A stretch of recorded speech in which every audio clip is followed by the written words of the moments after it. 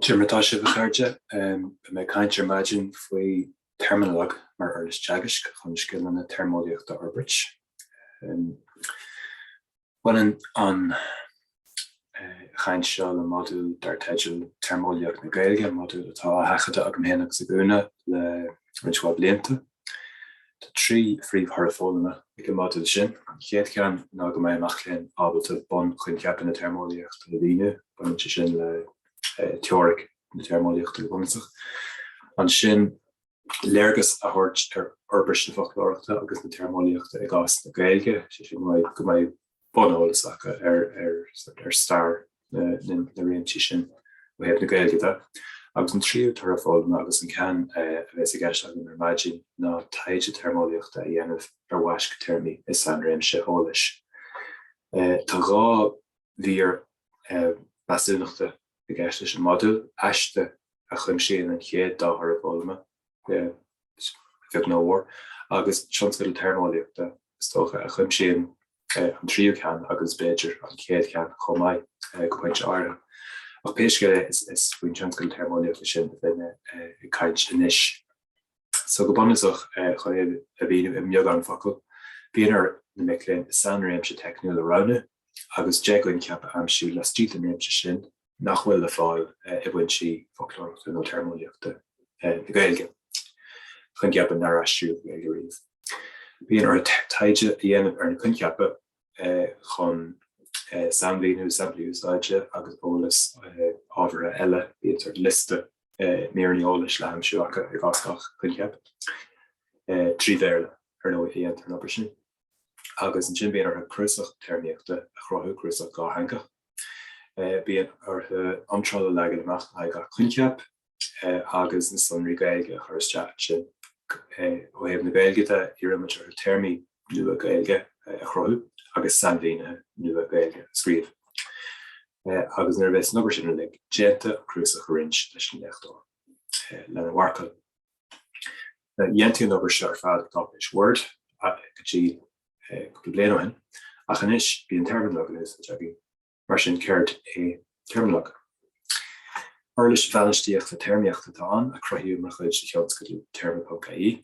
Tá seart ar 3 bliain d'aois Beamse agus sé fáil Scileanna ar líne faoi ceadú na smainte oscailte. Agus is féidir é úsáid le stríú do bhrásaí sé sin ní bhí an gáil le íslódáil le sitéal bagar. Tá sé sólupa agus basra cuachtach is féidir é thocrú ar go leorbailí éagsúla ag bear do riachtanis agus tá sé firsta le úsáid. Agus tá sin úsáid go láthair mar uirlis teagaisc go gcoinne in FSG ach tá sin úsáid freisin ag chomhlacha in Salas. Agus ar Tionscadal eile ar fud na Heorpa, agus beidir níos chuide agéin. So seo an crut atá ar Terminologue beag sé seo feici ag rinseáil agah hana is tócha leid seo ach seo chuid do bhhaile cá roií amach léinn dar go jib líana a bhí sé léile leis an roithíocht ar héad an leid clé feicinn sibh na deagain ceap nó feicinn níocha sibh péire ach tá liste na deagain ceap sa fána ar clé agus an sin ar clicán tú ar cheann os líonn sé sa fána mór ar dheis. Agus feicinn sibh an sin an chun ceap plát is leire agus sé ar a gunn ceap chainring na Merle. Agus feicinn sibh bhfuil samhlíne crutha aige agus mar sin. Thuí amach léinn seo thar fór amach agus rinne sé sonraí Frankise chuirteach go maiid ní ruimiid á lurg sin ach bí dús spéis aige san Téarmeolaíochta Frankise agus which ceadachín dó.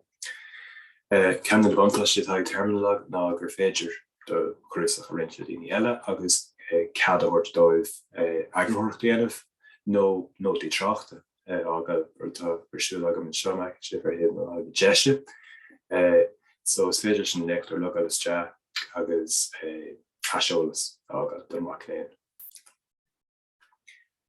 Tá sampla an seo den sort comríocht nó socrú metahanraí a bhíonn tarsúil agus a bhíonn sa déanamh ag mic léinn mar chuid an tasc seo sa seo an bunachar réimsí a chruthí amach léinn áirithe seo bunachar nó liste ordlach réimsí ag gáil síos ón bríomhréimse roithíocht trí trealamh agus an sin cinálach i trealamh agus mar sin dá.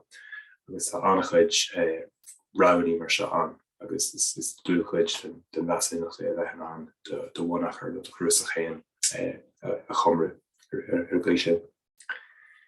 So cén Scileanna orbrítear, well taide agus anlís bíon ar miclinn ólas an taofa anseo a le chun ceap a Téarmeolaíochta.